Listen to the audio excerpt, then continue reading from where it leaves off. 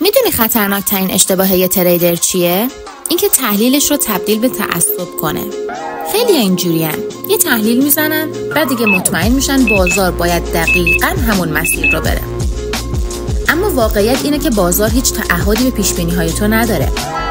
وقتی تعصبی میشی، اولین چیزی که از دست میدی انعطافه. شروع میکنی به نادیده گرفتن سیگنال‌های جدید. استاپ لاس رو جابجا میکنی.